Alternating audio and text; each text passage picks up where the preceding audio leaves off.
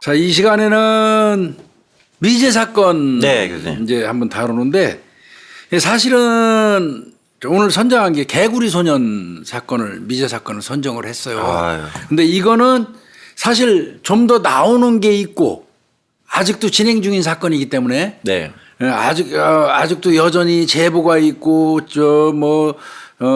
여러 가지 수사가 했다 또 정지했다 이렇게 진행 중인 사건이다 보니까 네. 좀 더 나온 다음에 네. 많이 모아지면 방송을 한번 하는 게 좋겠다 이런 생각을 하고 계속 딜레이 해왔던 거예요. 안 하셨잖아요, 요새. 네, 안 했잖아요. 근데 사실은 미제 사건 하면 이제 제일 먼저 머리에 떠오르는 건 요거죠. 이제 개구리 사건 남았어요. 네. 이제 화성 사건은 끝났고요. 네. 그런데 이거는 이번에 그냥 우리가 아는 범위 내에서 해주고 네. 이 다음에 또 추가로 뭐가 드러나면 그때 가서 좀 보강하자 이런 의미로 그냥 선정을 했어요. 그래서 내용이 특별하게 풍부하지는 않을 것 같다. 이런 생각은 좀 들어요. 응? 저는 제 추정을 많이 말씀드릴게요. 요 앞에 서문에다가 제가 몇 가지 이렇게 좀 썼어요. 네. 눈에 넣어도 아프지 않은 내 아이가 어느 날 사라졌다. 아버지는 머리가 하얗게 쉰 70이 넘어서도 범인에게 꼭 묻고 싶은 게 있다. 네.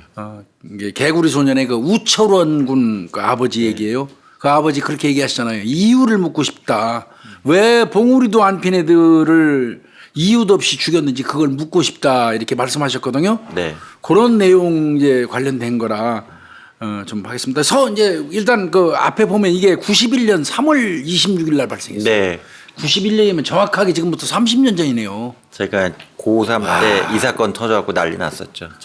그래요? 네. 91년 3월 26일 날 아이들이 이제 도룡뇽 네. 알 찾는다고 그러면서 5명이 집을 나섰죠. 네. 그리고 연락이 끊겼는데 이거 그 당시에 대통령이 그 특별수사본부 그 설치해서 빨리 찾으라고 난리 쳤었어요. 네, 네. 그래가지고 전국에 수사본부가 꾸려지기도 했었고요. 네. 단일 사건으로는 아마 최대 규모의 그 경찰 경력 35만 명 투입됐습니다. 와, 35만. 35만 명 투입됐고요. 연인원이요. 그 다음에 700만 장 넘게 전단지가 뿌려졌어요. 네, 저 학교에 붙었어요. 그런데 이제 행적을 못 찾았고요. 네. 그래서 분명한 거는 그래도 우리가 희망을 버리지는 말아야죠. 완전 범죄는 없다. 이런 생각하면서 이제 봐야 되는데 개구리 소년 사건 경찰이 재수사 여러 군데 지금 하고 또 집어넣고 또 누구 제보 들어오면 또 가고 막 이런 식으로 되는 것 같아요. 네, 네. 그래서 이제 오늘 그 얘기를 조금 해보려고 합니다. 네. 그 아이들이 교수님 당시 어느 지역 애들이었을까요? 여기가 이 아이들이 대구 쪽이죠? 성서면 대구인가요? 대구 성서 아닙니까? 네, 그죠. 대구 성서인가 그러니까. 네. 근데 이제 거기가 대구도 워낙 넓다 보니까 이렇게 와룡산이었죠. 그 산이. 그 산하고 인접된 비교적 한적한 마을이었던 것 같아요. 네. 그러니까 아이들이 꼭 도룡뇽 알 찾으러 갈 정도 되니까 지금이야 내가 볼 때는 지금 완전 대도시화 됐을 걸로 보이는데 30년 전이니까. 네. 그때 경찰은 그 당시에 이제 애들이 도룡뇽 알 찾으러 갔다 그러니까 이제 단순 가출로 일단 봤었던 것 같고. 아, 단순 가출로요. 네. 35만 명 인력이 동원됐는데도 이게 안 됐다는 게 참 답답해요. 이거 CF도 나왔어요. CF가 뭐가 나왔을까요? 기억이 잘 안 나요. 그 아이들 찾는 거. 그러니까 어떻게 보면 광고 방송에다가 애들 찾는 그 홍보 네. 방송까지 네. 붙이고 그러니까 과자, 포장지, 공중전화, 카드 이런 데도 실종 전단이 실렸었다고. 공중전화 카드는 제가 기억나는 게 그때 이제 글짓기 이런 거 하잖아요. 고등학교 때. 그때 상을 받으니까 저는 못 받았고 제 친구가 받았는데 그 깨구리 소년 있잖아요. 아이들이 다 들어가 있는 사진이 들어가 있는 공중전화 카드 그때는 되게 맞아요. 귀한 거니까 그걸 막 주더라고요. 그래서 야 이거 큰 사건이구나. 그때 제가 그때 알았죠. 교육청 이런 데는 얘기할 것도 없고 담배 가게도 아이들 얼굴 새겨가지고. 아 담배값에 들어갔어요. 아이들이요. 그러니까 굉장히 대대적으로 찾으려고 애는 썼던 사건이에요. 근데 이제 이 그 뭐 그 당시에 경찰 입장에서는 애들이 이제 어떤 모험심으로 산 같은데 5명이 우르르 몰려가서 집단으로 뭐 가출, 미기가 아니냐 뭐 이런 얘기도 있었고 또 뭐 나중에는 이거 납치 아니냐 또 납치로 또 이제 뭐 그러니까 수사가 우왕좌왕 왔다 갔다 하면서 그러네. 수사력이 집중되지는 못했던 건 분명합니다. 네, 근데 네, 이제 네. 91년도에 가출인을 처리하는 그 경찰의 시스템을 저는 알거든요. 그때 계셨으니까요. 네, 그 91년도에 그때 그 가출인 가면 만약에 누가 가출인 신고 들어오잖아요. 그럼 딱 2가지 받았어요. 주민등록 등본하고 그다음에 아이 얼굴을 잘 알아볼 수 있는 사진 2장 가져오세요. 사진 2장이요. 예, 그리고 그거 2개 들고 와요. 그때는 주민등록 등본이라고 그랬어요. 네, 네, 네. 지금 이제 가족관계 등록본가 지금 그렇게 불렀던 등본 똑같습니다. 그때는 주민등록 등본이라고 네, 그랬어요. 네. 그거 한 거하고 애들 나간에 사진 2장 가지고 오면 앉혀놓고 몇월 며칠 날 어떻게 해서 나가게 됐고 어떻게 애가 없어졌어요. 그거 진술조서 받잖아요. 그거 받으면 그거에 의거해서 경찰서에다가 올리면 경찰서에 미아 가출인 담당이 있어요. 미아 가출인 담당이 컴퓨터에다 입력해요. 그거 올라온 거 보고. 네. 그거 끝이에요. 가출인 수배예요. 그럼 교수님 찾으러 다니는 일은 없어요. 왜? 딴 데서 어디서 발견되면 이제 가출인 수배에 올라가 있으니까 전산에. 그러면 연락받아서 가서 데려오는 형태. 그럼 초기에도 아이들 수색에만 집중했다는 얘기신 거네요. 이제 일단은 뭐 그렇게 본 거죠. 응? 그런데 이제 여기에다가 꼭 그 이상한 있어요. 소문 그다음에 네. 허위 제보 네. 이게 또 경찰 또 그 수사 망가뜨리죠. 실종 40일째 되는 날이 이제 5월 4일인데 그때 서울에 깡패하고 같이 있다. 근데 그거 이해가 무슨 소리냐면요. 앵벌이 시킨다는 소리예요. 아, 앵벌이를. 91년도 그 즈음에는 아이들을 꼬여가지고 집 나온 애들 데려다가 껌 장사, 네, 구두 닦기 시키고 있었어요. 전철에서 구걸하게 하고 그래가지고 그거 먹는 놈들이 있었잖아요. 네, 장애인들 네, 그래서 이제 서울에 깡패랑 있다 이 얘기는 애들 데려다 놓고 지금 앵벌이 시킨다. 뭐 이제 이런 거 근거로 들렸던 것 같아요. 그 이 장난전화 한 통에 이게 서울로 형사들이 대구에서 다 올라와가지고 수사 막 하고 난리도 또 죽였었죠. 그래서 뭐 그 바람에 대구 경남 이쪽에 있는 폭력배 불량배 네. 또 단속하고 검문검색 강화하고 난리가 났었고요. 그래서 수사 방향을 그런 식으로 해서 어쨌든 앵벌이 일제 단속을 인대 그때 한 거죠. 그렇게 됐었고 또 5개월 지나고 나서 그해 10월 16일 날 네. 그때는 검찰총장이 회견 열어가지고 이제 실종 어린이들을 돌려보내주면 네. 최대한 관용을 베풀겠다. 검찰총장이 그렇게 발표까지 했었어요. 이게 아주 큰 사건이에요. 그러니까 납치 혹은 단순 가출 뭐 이 그 2가지 주류로만 이렇게 봤던 거죠. 그럼 아이들이 이제 사망하거나 죽었다는 거에 대해서는 일단 전제를 깔아놓지 않고 하신 거예요? 그렇죠. 생존의 희망은 그때까지 시신이 발견되기 전까지는 네. 이제 뭐 애들이 모험심에 의해서 애들이 떼거리로 몰려나가고 어디서 있거나 뭐 앵벌이 하고 있거나 아니면 누군가 납치해가지고 앵벌이 시키는 거 아니냐 뭐 이런 식으로 아마 봤던 것 같아요. 그러면 제가 교수님 개인적 질문인데 교수님이 만약에 당시에 수사 지휘관이었다 그러시면 어떤 트랙으로 방향을 수사를 하셨어요? 글쎄 그 그냥 추정으로 부분은 말씀드리니까 이게 잘못했다. 지금 기준으로 내가 얘기하기는 좀 그렇고 그 당시 91년도에를 살아가는 경찰의 입장이었다면 아까 말씀드린 것처럼 미아 가출인 그 수배 시스템이 그 정도 선에 머물렀었고 네. 그러나 이제 다만 저라면 네. 5명의 아이들이 맞아요. 그 한꺼번에 나가가지고 5명을 한 사람이 통제하기는 어려울 거예요. 절대 불가능해요. 아, 그러면 이건 만약에 납치를 했다면 집단이 데려간 거예요, 얘들은. 집단이. 개인의 어떤 범죄는 아니에요. 한 사람의 범죄는 네, 아니니까 네. 집단이 데려갔거나 네. 아니면 아이들이 사망했을 확률은 전 높다고 봤을 것 같아요. 시간이 가면 갈수록 그렇게 네, 생각하시는 게 정상 그랬을 것 아니에요, 같아요. 그죠? 네. 네. 그러면 아이들이 나중에 발견은 됐어요. 됐잖아요. 2002년도입니다. 11년 아이고. 2002년도. 그러니까 이 부모님들은 11년 동안 피가 마른 거예요. 그러면 그 심지어는 그런 생각까지 하셨다는 거 아니에요. 차라리 애들 납치해 가지고 와서 앵벌이 시키고 있으면 좋겠다. 살아는 있으니까. 네. 그렇게까지 생각을 했대요. 아마 그럴 것이다 이렇게 또 생각했대요. 그랬다는데 가장 비관적인 이제 소식이 11년 만인 2002년도에 이제 온 건데 그러면 유골이 발견됐을 때 교수님 경찰은 사망 원인을 처음에는 어떻게 보신 거예요? 일단은 그러면 경찰은 이게 아마 2002년 9월달이 가을에요. 네. 가을에 이 와룡산 그 중턱에서 이제 집단으로 그 유골이 발견됐거든요. 네. 그러니까 경찰은 아마 아이들이 야간에 길을 잃고 헤매다가 탈진해서 숨진 거 아니냐.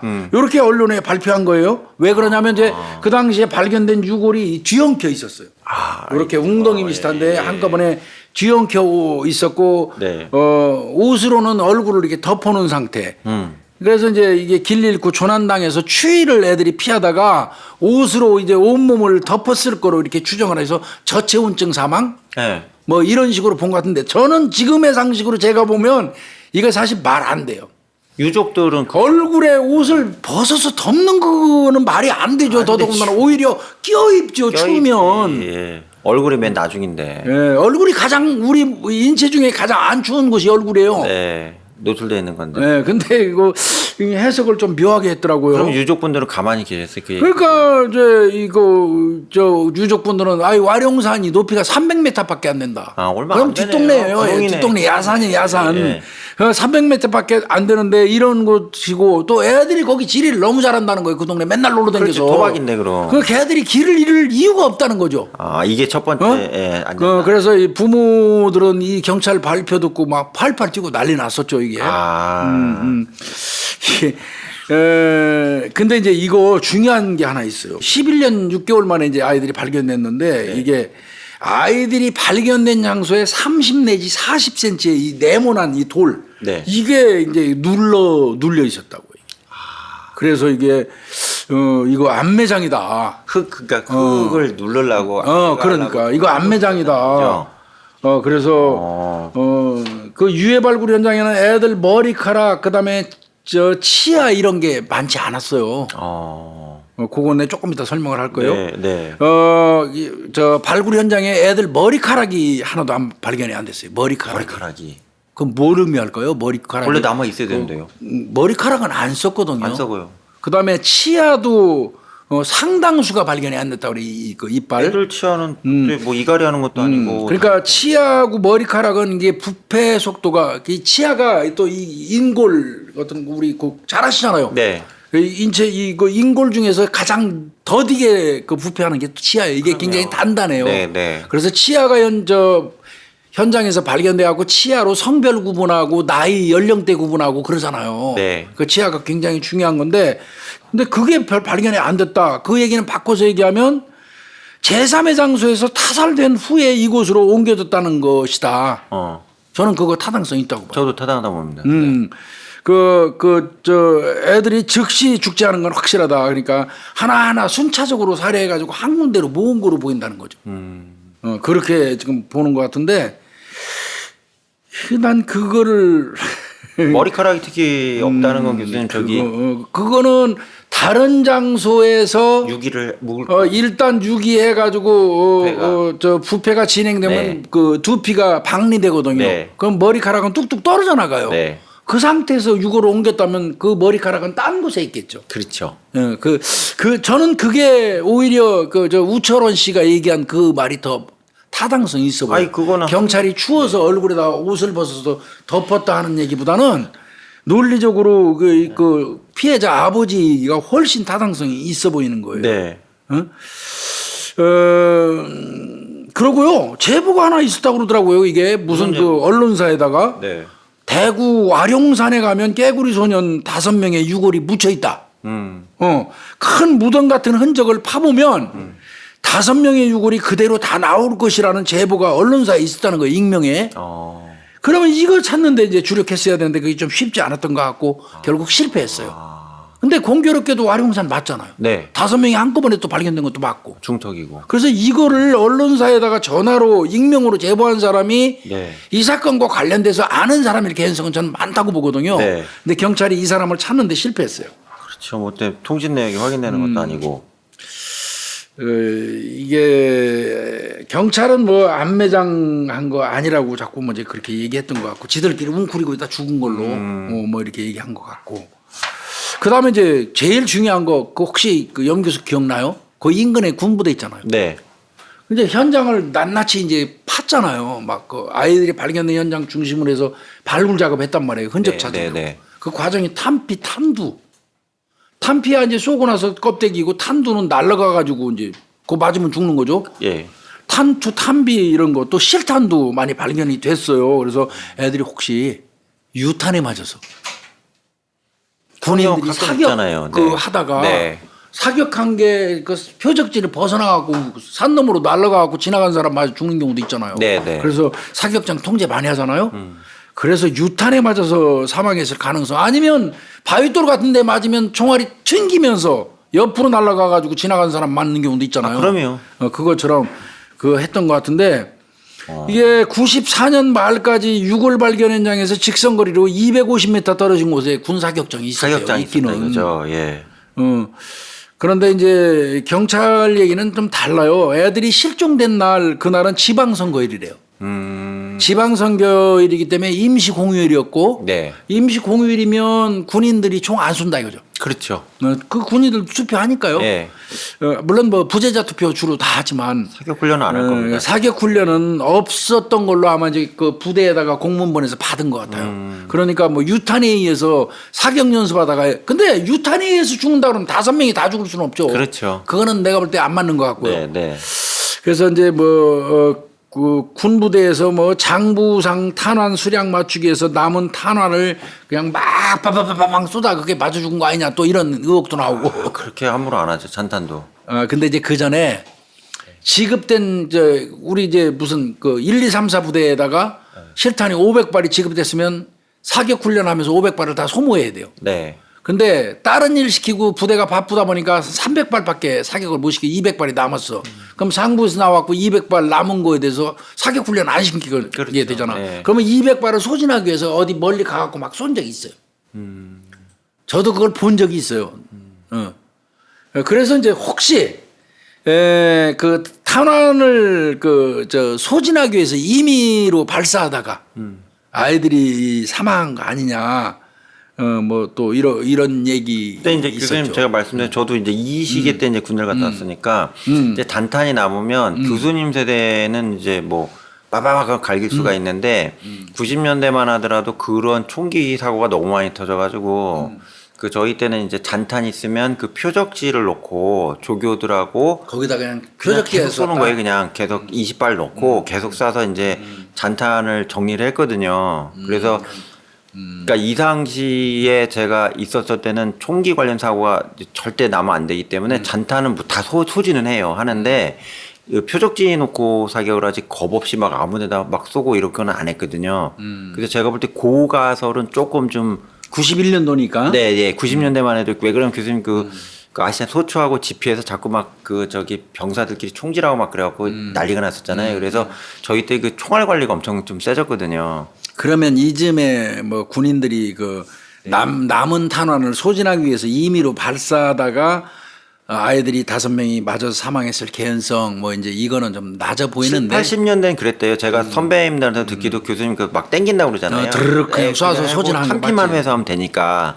근데 그거는 좀 말씀드린 거. 근데 이제 이거 군부대 얘기가 그냥 본격적으로 나온 게 뭐였냐면 네. 9월 30일 날 그 구두 닦기 하는 한모 씨가 네. 자기가 7월 30일경에 35살 정도 먹은 남자 한 명이 구두를 나한테 가서 닦으면서 네.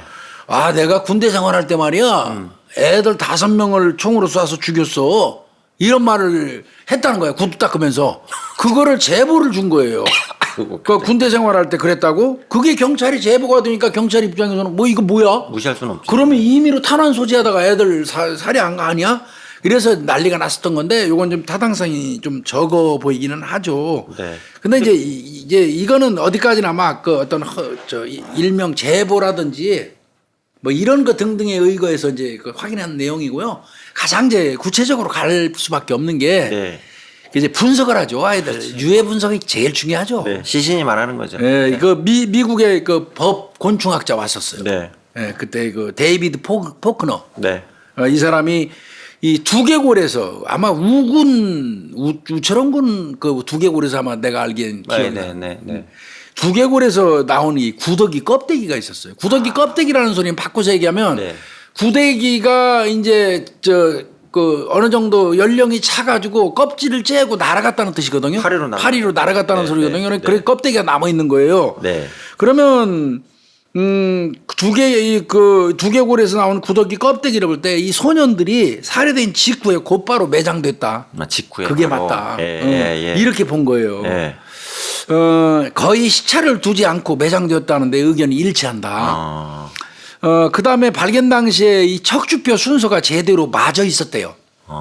애들 그 척추뼈 순서가. 네. 이거는 시체가 옮겨지지 않았다는 거를 입증하는 거랍니다. 만약에 다른 곳에서 아까 두피가 박리돼 가지고 머리털만 따로 떨어져 있고 아이들만 들어다 옮겼다면 옮기는 과정에서 일렬로 된 척추의 어떤 순번이 어긋난다는 거죠. 그렇죠. 근데 전체 아이들이 발견된 곳에서 아이들의 척추뼈를 분석을 했더니 네.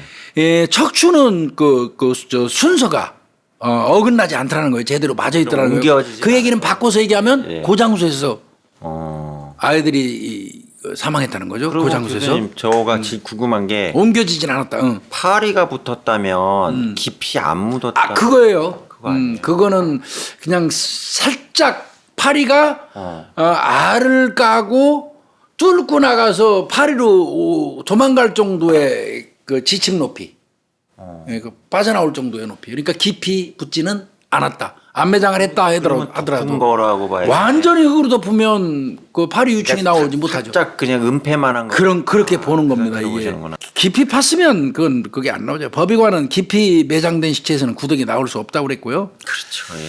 그리고 이제 11년이 지난 다음에 엄청 찾았잖아 와룡. 네. 뭐 35만 명 동원돼서 찾았으니까. 아우 이잡듯이 뒤졌을 텐데. 이잡듯이 뒤졌을 텐데 그때 발견을 못했는데 요번에 11년 9개월 만에 발견된 이유는 이거 좀 묘하지 않냐. 네. 뭐 저 법의학자들 곤충학자들 얘기에 의하면 그 장소에서 그대로 죽었다는 얘기인데 옮겨온 것도 아니고. 네. 그거는 좀 이상하지 않냐 그랬더니 이제 그렇게 보는 것 같습니다. 낮게 묻은 상태에서 이제 일정한 시간이 흐르면서 빗물이 씻긴 거야. 계속 빗물이 씻겨가지고 폭우 같은 걸로 여름 같은데 그러다 보니까 이제 흙이 씻겨 내려가서 이제 그 유골의 일부가 이제 외부로 노출된 거 아니야. 비가 많이 와가지고. 예, 그렇게 보는 것 같습니다. 이게 그러니까 최종민 법의학자하고요. 내가 확인해 보니까 최종민 법의학자하고 아까 얘기했던 곤충학자 데이비드 포크너 박사. 네. 요 사람들 그 주장 종합해 보면 결국은 소년들이 살해를 당하고 짧게는 8시간 이내에 또 길게는 14시간. 14시간. 그러니까 8시간에서 14시간 이내에 매장됐다. 그러니까 거기에서 구더기가 알을 깎고 두개골에 껍질이 남아 있는 것이다. 날아갔기 때문에 껍질이 남아 있는 거죠. 벗었으니까. 그렇게 보는 것 같고 뭐 성체 팔이 날아갈 정도라면 그렇게밖에 볼 수 없다고 이렇게 얘기하는. 그러니까 91년 3월 26일 날 곧바로 살해되고 매장되었다고 보는 게 과학적으로는 합리적이다 이렇게 보는 거죠. 이게 맞겠죠. 이게 맞겠죠. 네. 근데 뭐 이제 그동안 뭐 아까 말씀드린 것처럼 사격장 찾고 그러니까 헛다리를 엄청나게 짚은 거예요. 뭐 근데 구두 교수님- 닦기 하는 사람이 얘기한 내용 뭐 누가 장난 전화 한 번 한 거 뭐 이런 게 우왕좌왕한 거예요. 제가 만약에 교수님 제 추정인데 범인이라면 얇게 묻었잖아 일단. 그렇죠. 그게 겁이 나갖고 시신이 드러날까봐 접근하려고 그랬는데 당시에 경찰이 쫙 깔려 있어갖고 그 이장이나 이런 건 못했겠네요. 그렇죠. 너무 많이 투입을 했으니까 그렇죠. 경찰관들이. 아마 그 뭐 새까맣게 몰렸을 거예요. 그러면 그때 전화경 엄청 많을 텐데. 근데 좀 여전히 또 아쉬운 거는 그렇게 많이 몰려가는데 그 와룡산 일대를 아이들이 도롱뇽알 주스러 간다고 그랬으면 와룡산 일대로 들어간 건 명확하잖아요. 명확하죠. 그러면 와룡산을 거의 내가 생각할 때는 봤을 거예요. 오늘 또 탐침봉 얘기를 할 수밖에 없는데 석구청이 탐침봉으로 찍으면서 댕기거든요. 네, 저도 써봐서 알아요, 교수님. 네. 그 정도의 많은 인원이 투입돼 갖고 찍고 댕겼는데 물론 와룡산이 뭐 300m 야산이라고 하더라도 상당히 방대하죠. 네. 그 정도 찍고 댕겼는데 그게 발견이 안 된 게 저는 그게 이해는 안 가요. 그렇죠. 수색견도 분명히 동원했을 거예요. 네, 석견 이때 있었겠죠. 근데 그게 어떻게 발견이 안 됐는지 저는 그 부분은 저도 개인적으로는 불가사의해요. 그건 두 가지 가능성밖에 없어요. 뭘까요, 교수님? 아주 소홀히 한 거예요. 아주 소홀히. 그냥 그 저 허당 그냥 대충 하고 시간대하고 도시락 까먹고 내려가. 그 얘기를 제가 할 수밖에 없어요. 신창원이가 청량산인가 나타났다고 제가 여기 네. 방송에 몇 번 얘기했어요. 네. 자, 산에 신창원이 나타났대. 자, 신창원이는 도가는 데 쥐야. 예, 산에 있어. 네. 자, 산을 공식 이치는 그래요. 자, 산이 있죠. 산을 뺑 둘러싸 네. 병사들이. 네. 그다음에 그대로 올라가. 네. 그럼 잡히겠지. 잡히죠. 그러겠죠. 요 산에 있는데 산을 둘러싸갖고 다 올라가면 결국은 몰려 꼭대기 있다가 여기 있습니다 그러고 잡히겠지. 네. 근데 웃기는 얘기예요. 불가능합니다 그거. 왜 불가능할까요? 산길이라는 거는요. 뺑 둘러싼 데에서 저 직진해서 올라갈 수가 없어요. 나중에 가다 보면 다 일렬로 가요. 네. 안 그래요? 예. 다 일렬로 갈 길이 없기 때문에 일렬로 간다고. 그래서 산보 나온 것처럼 떠들면서 일렬로 갔다가 옆에만 찔러보고 가는 거야. 네. 올라가는 길, 그 인도 있는데. 근데 신창원이는 인도로 안 가겠지, 당연히. 그럼. 이 험한 곳으로 가겠지. 근데 험한 곳으로 갈 수 있는 그 여력이 안 되지. 예. 그쪽만 타고 갈 텐데. 사명감을 엄청나게 저 타고난 사람들은 막 위험을 불사하고 낭떠러지고 뭐고 가겠지. 범인이 갈 만한 곳으로. 근데 그런 위험을 감수하기가 어렵죠, 그죠? 못하죠. 저기 도망가는 놈만 죽기 살기로. 그러니까 아마 이 와룡산도 이치적으로는 그럴 겁니다. 이치적으로는 둘러싸가지고 이잡듯이 뒤졌지만 네. 결국은 길 따라 댕긴 거예요. 그렇지. 그래서 어떻게 보면 이게 수색의 한계일 수도 있어요. 그래서 수색의 가장 효율적인 거는 개코. 개코에 의존하는 거예요. 그렇죠. 예. 걔들이 정확한. 그거를 많이 양성해야 돼요. 네. 그다음에 당연히 이제 그 유골에서 뭐 독극물 검사 같은 거 화약 검사도 해야겠죠. 네. 뭐 군부대 얘기 나왔으니까요. 네. 그런데 이거를 이제 실수한 부분이랄까 소홀히 한 부분 실수까지는 아니더라도 소홀히 한 부분은 분명히 있어요. 뭐가 있을까요, 교수님? 그 현장에서 혈흔 검사 같은 거 네. 아주 완벽하게 보존하고 혈흔 검사라든지 DNA 검사 같은 거 해야 돼요. 아, 흙을 떠다가요. 예, 거기 정밀하게 했어야 되는데 네. 예, 특히나 옷가지가 발견이 됐다면 네. 아이들을 5명을 그 다루면서 애들이 가만히 있었겠습니까? 차례 타고 이리 뛰고 저리 뛰고 애들 울고불고 하면 애들 옷가지 잡아서 넘어뜨리기도 하고 뭐 이렇게 했을 거예요. 그러면 논리상으로는 옷가지에 DNA가 존재하는 게 맞아요. 그런데 이제 형사들 입장에서는 11년 몇 개월 만에 발견이 9개월 만에 발견이 되니까 DNA는 가능성이 거의 없다고 본 거예요. 그러나 그거는 내가 볼 때 수사관이 판단할 일은 아니에요. 그렇죠. 넘겨야죠. 예. 일단은 그 옷가지라든지 이런 거는 그 저 과학수사센터 국가수라든지 이런 데 보내는 게 맞습니다. 네. 근데 그 부분을 본인이 예단했어요. 뭐 옷가지라든지 이런 거 DNA 검사 같은 거 네. 신발 뭐 이 유골 대상으로 해서 혈흔이라든지 독극물 화약 검사 이런 거 진행을 했는데 네. 혈흔 독극물 화약 검사를 했는데 DNA 이 옷가지 관련돼서 네. 그거는 아마 안 했던 것 같습니다. 안 나올 거라고 본 것 같아요. 안 나올 거라고. 근데 이제 물론 그 화성 사건 같은 경우는 그 여중생 그 거들 팬티에서 나왔단 말이에요. DNA가. 네, 네, 네. 그래서 이제 이순재 건강한 거잖아요. 네. 근데 그건 보관을 잘했잖아. 따로 보관을 탁 비닐에 넣어가지고 경찰이 보관을 했었기 때문에 이거 잡은 거거든요. 이춘재는. 네, 근데 네. 땅 속에 묻힌 경우는 이제 오염될 가능성은 압도적으로 많기는 해요. 그렇죠. 훼손 그럼에도 불구하고 네. 그래도 본인이 판단하지 말고 맡겼어야 되는 게 맞아요. 네? 그렇죠. 예. 한꺼번에 제 앞에서 보면 옷까지 같은 거 막 움켜쥐고 안 그랬겠어요. 그럼요. 아비규환했을 텐데. 그건 우연의 일치로 나올 수도 있잖아. 네. 근데 이제 그 부분 좀 소홀히한 부분은 좀 아쉽습니다. 그 DNA 나올 가능성은 사실 희박하긴 하죠. 그럼에도 불구하고 자연풍이나 이제 햇빛 같은 데도 DNA 채취, 시료 사라지게 한다고. 네, 많이 훼손되니까요. 그러면 교수님 유골에서 뭐 아이들 뼈에서 손상 흔적이나 뭐 이렇게 예, 그거는 조금 애를 썼어요. 법의학 팀에서. 네. 이제 저 5명 유골 중에서 우철원이가 아이가 가장 아마 나이가 많았던 걔가 네, 11살인가 네. 나이 많았던 네. 것 같은데 네.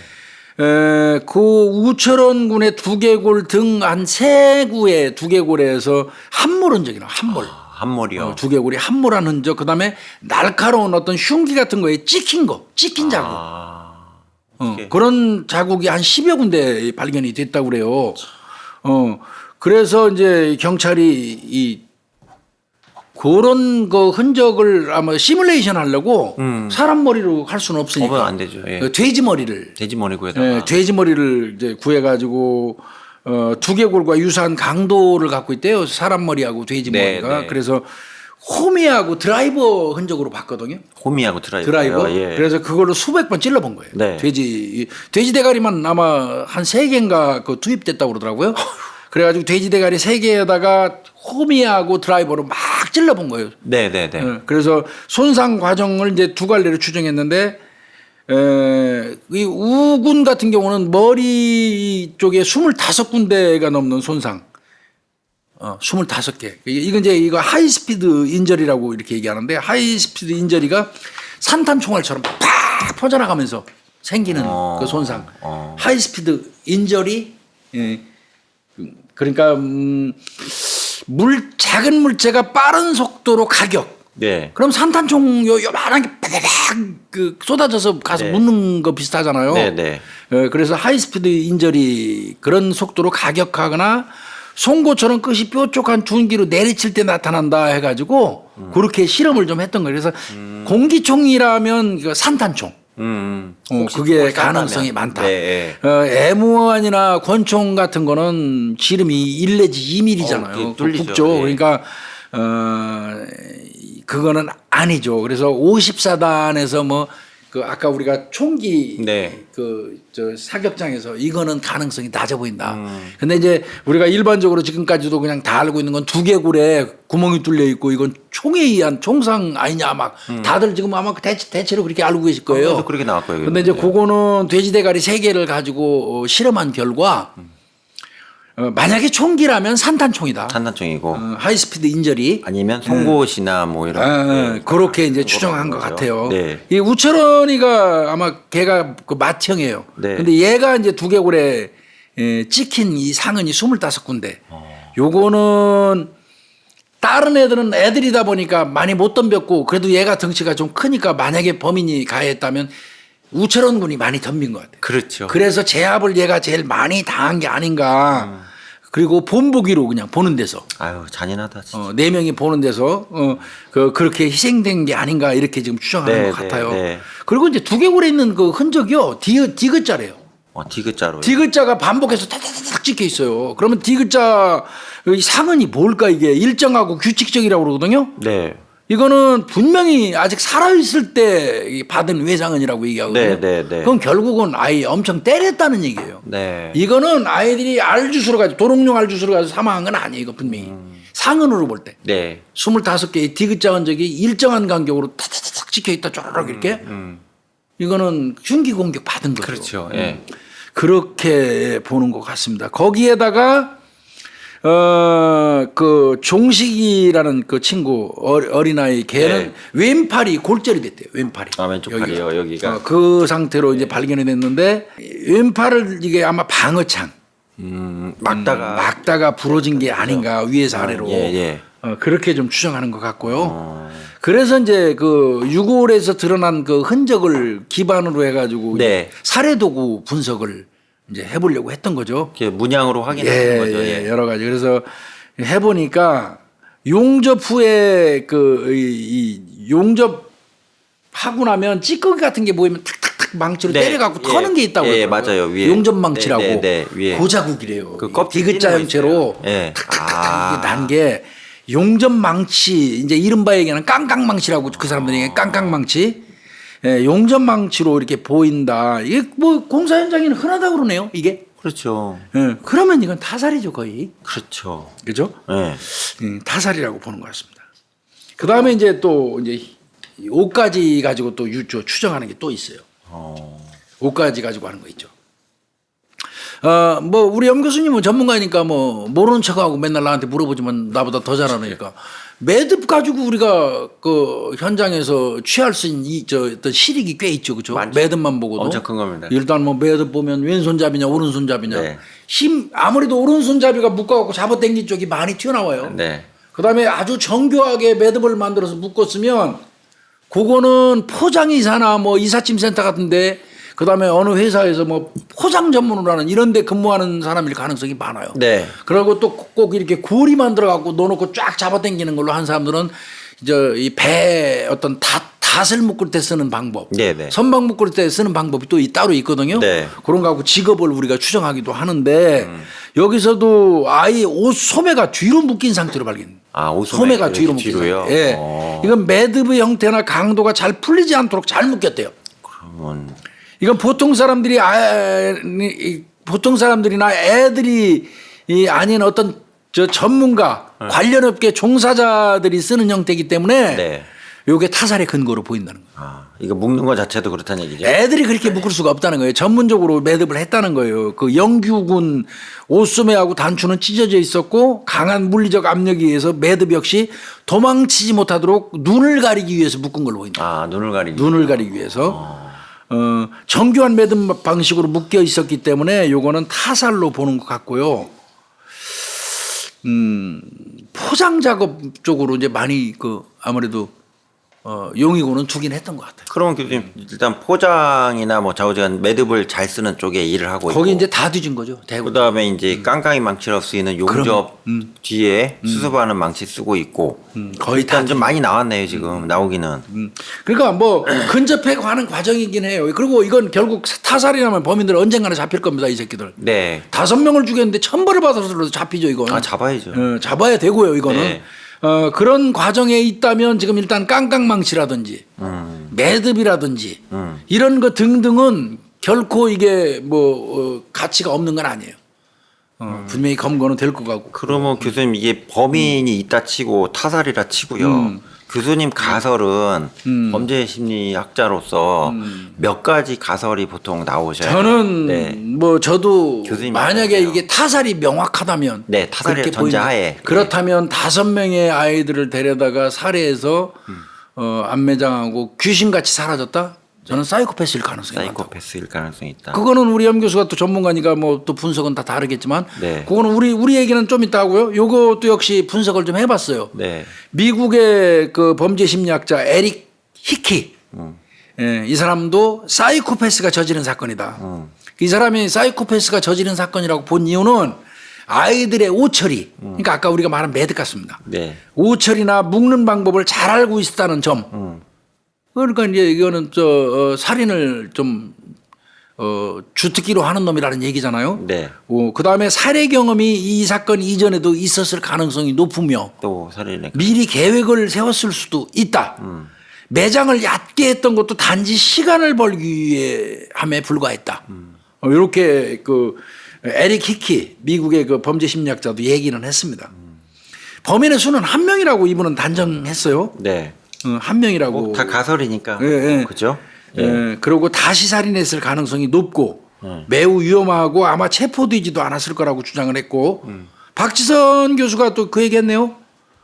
아무런 관계 없을 거다. 5명 애들하고 범인하고는 관계도 없었을 것이다. 바꿔서 얘기하면 사이코패스라는 얘기예요. 이건 돈을 노린 것도 아니다. 그렇죠? 돈 요구한 적도 없으니까. 그리고 원한이라고 하기에는 애들이 무슨 원한이 있어? 없어요. 그것도 아니고. 네.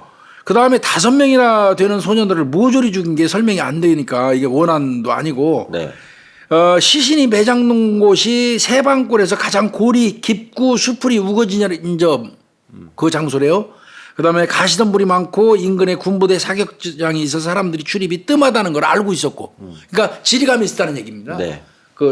주변 여건을 잘 알고 있었다는 얘기고, 현지 사정과 지리에 매우 밝은 인물일 가능성이 많다.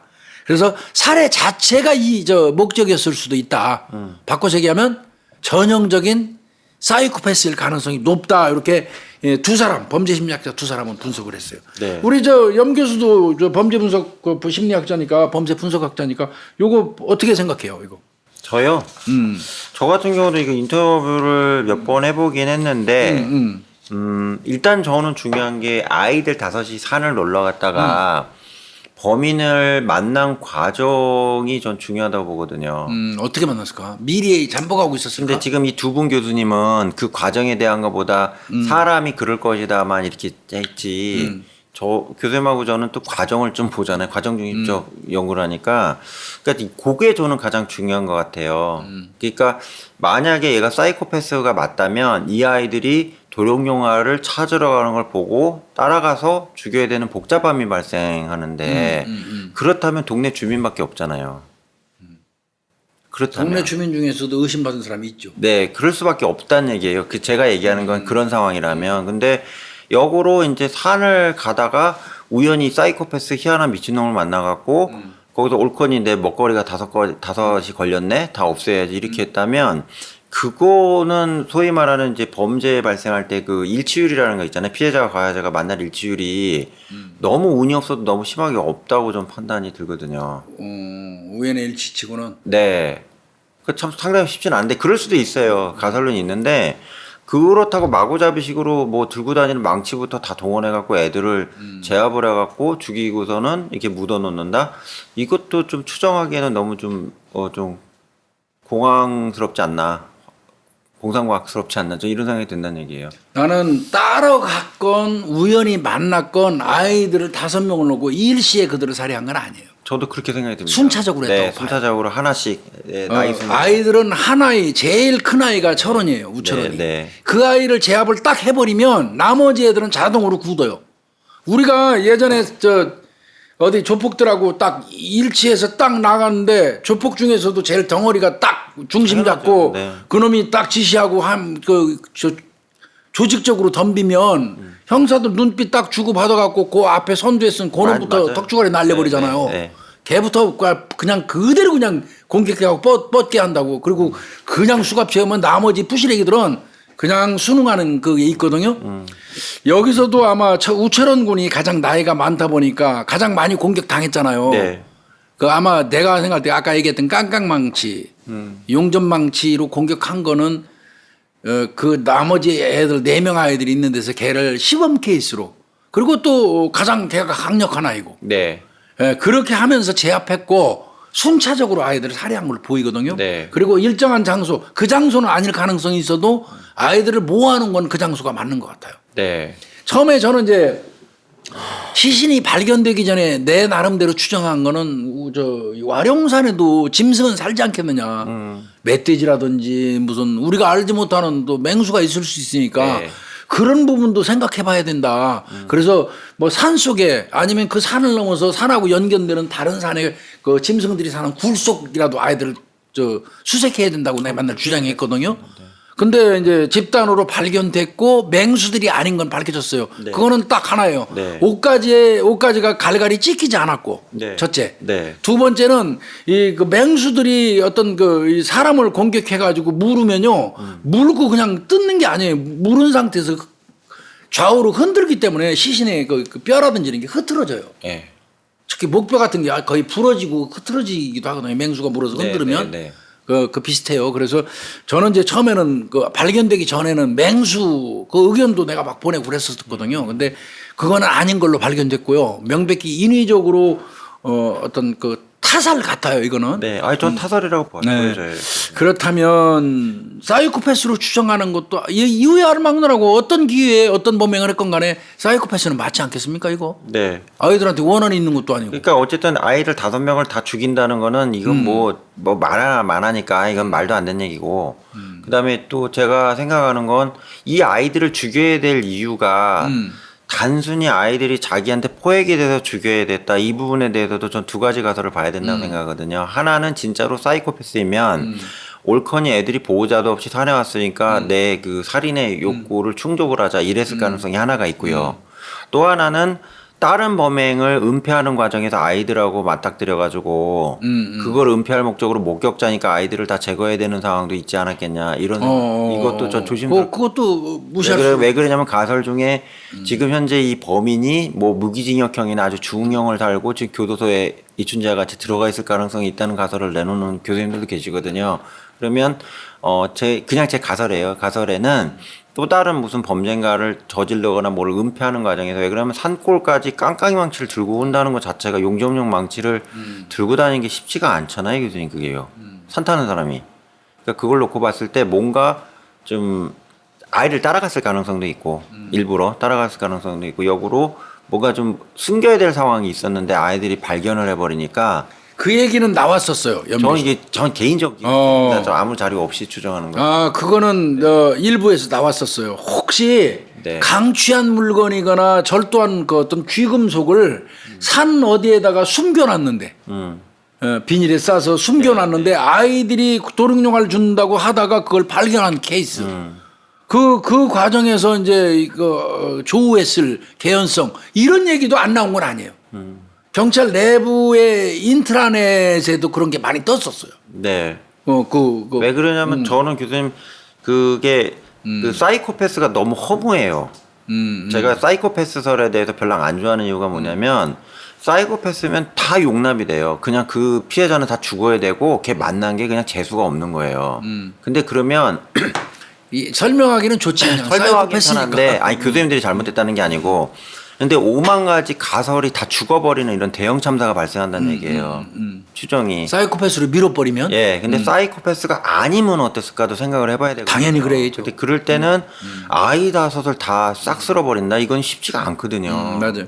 그러니까 그거에 대해서도 물론 그것도 사이코패스가 일 수 있지만 애들이 뭔가 진짜로 죽어야 될 만큼 뭘 보지 말아야 될 걸 봤어서 죽었을 가능성도 있잖아요. 맞아요. 그 가설은 경찰 선배님들이 추정을 했다니까 저도 그런 맞아요. 입장에서 경찰 내부망 인트라넷에 그게 많이 올라왔었어요. 예를 들어서 뭐 훔친 물건 때문에 죽였을 가능성도 있다. 극단적이지만 뭐 시신을 은폐하는 과정에서 아이들이 시신을 파묻는 걸 보고 그 구덩이 아이들이 대신 죽고 뭐 시신을 딴 데 옮겨서 뭐 한다던가 이런 것도 충분히 가설은 가능하잖아요. 아니, 그거는 그거는 배제해서는 안 되는 얘기. 네, 저는 그렇게 생각했는 얘기예요. 그 배제해서는 안 돼요. 그러니까 여러 가지 이제 추정해봐야 되겠지만. 네. 그런 이제 우리가 그냥 그 지금까지 드러난 거, 그 제가 풍부하게 준비 못했다고 그랬잖아요. 네. 그래서 이제 우리 나름대로 추리하고 지금까지 드러난 걸 근거로 해가지고 나름대로 이제 그 증거에 의거해서 범인의 윤곽을 어렴풋이라도 좀 잡아본다면. 그렇죠. 잡아본다면 저는 몇 가지 볼 수 있을 것 같아요. 네. 일단은 그 와룡산 주변에서 그 오랫동안 거기 경험이 많은 사람. 분명한 거는 지리를 잘하는 사람. 골짜기마다. 그거는 명확하지 않겠습니까? 네. 적어도. 그건 맞죠. 맞아요, 교수님. 그건 빼놓을 수 없겠죠. 네. 그 다음에 저는 그 뾰족망치, 용접망치에 그렇게 자꾸 꽂혀요. 저도 꽂혀요. 네. 그죠? 네. 일정 부분 직업을 암시하거든요, 이게. 그래서 거기 지리에 익숙한 뾰족망치, 깡깡망치, 용접망치를 잘 쓰는 그런 사람.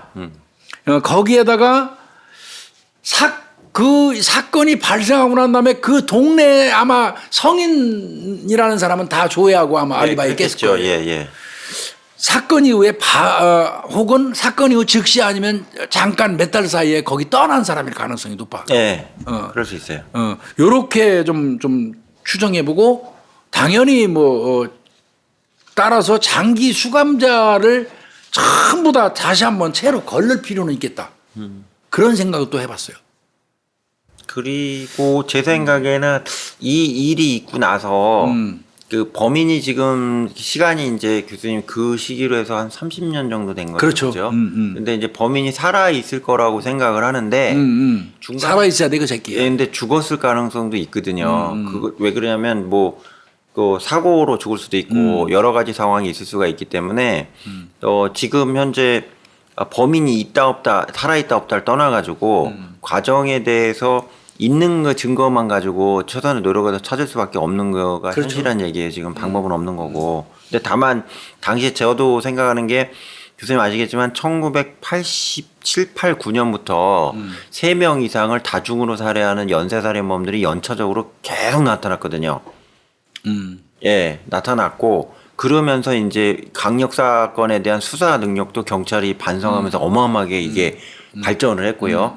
근데 그런 과정에서 발생한 그 연쇄 살인 사건이나 다중 살인 사건의 일환으로 볼 수 있는 여지도 개연성은 좀 일부 있다고 보거든요. 맞아요. 어떤 사이코인지 모르겠지만, 네.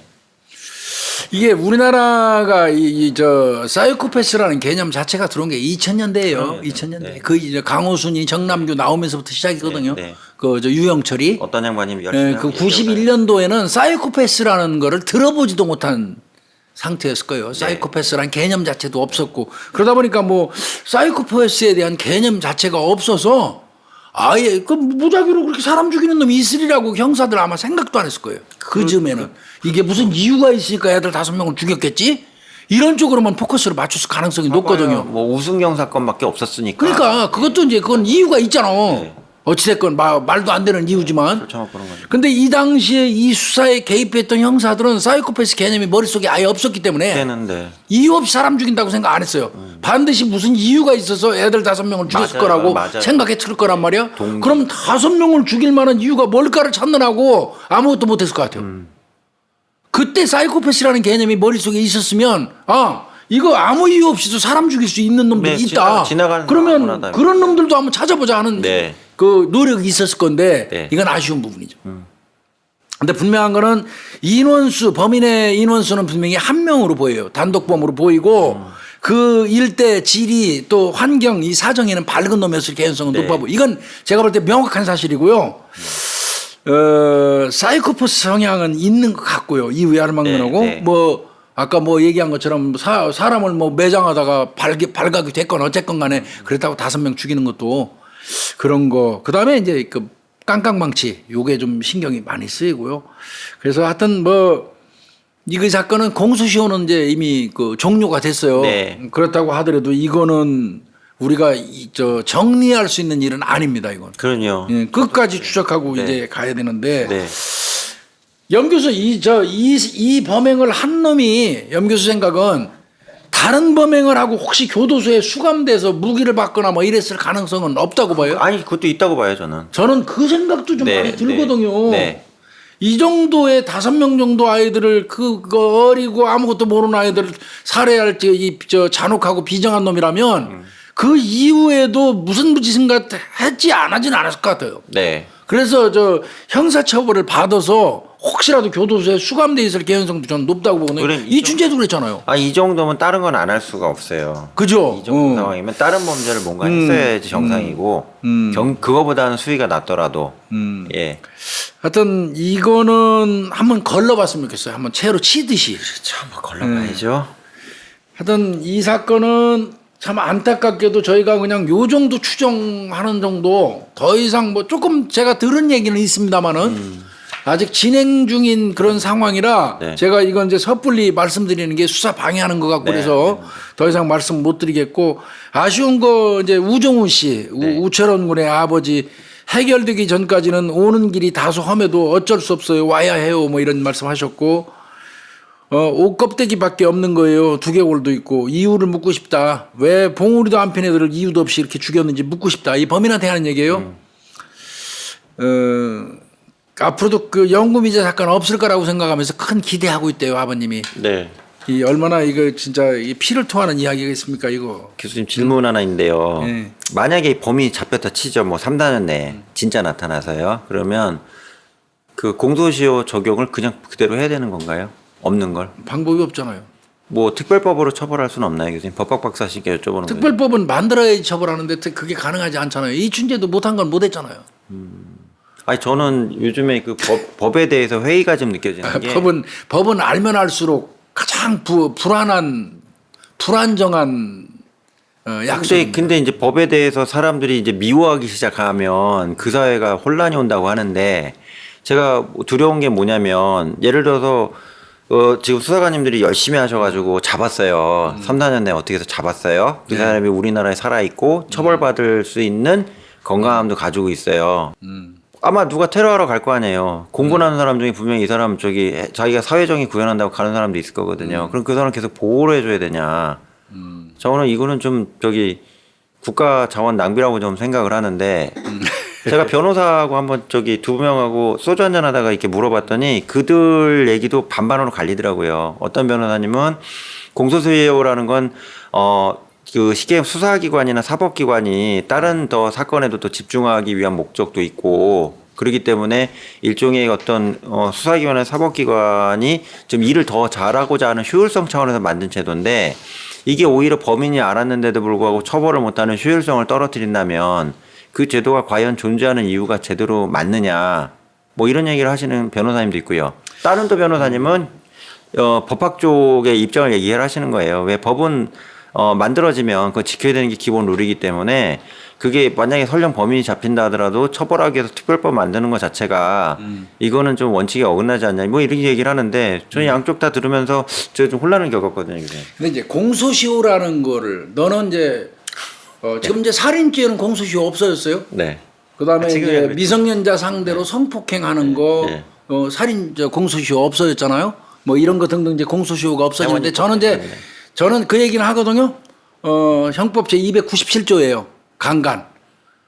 성범죄는 공소시효 이후 유할망론하고 없어져야 된다고 생각해요. 제가 늘 말씀드린 네, 것처럼 네. 사람의 생명을 끊는 게 살인행위라는 그런 그 죄라면 여성의 그 여성을 강간하는 건 여성의 영혼을 죽이는 범죄니까 영혼. 살인과 같아요. 똑같아요. 그래서 강간죄는 저는 공소시효 아예 없애야 된다고. 미성년자만 뭐 따질 것도 없이 이후 유할망론하고 동성간에 강간을 해도 그건 강간죄는 공소시효가 저는 없어야 된다고 네. 생각을 해요. 네. 그런데 다른 사건의 공소시효를 우리가 그 이제 그 인정하는 이유는 몇 가지예요. 첫 번째는 수사 경제적인 측면이 있습니다. 네, 맞습니다. 수사 경제적인 측면이 그 사건만 추적할 수는 없잖아요. 그럼 네.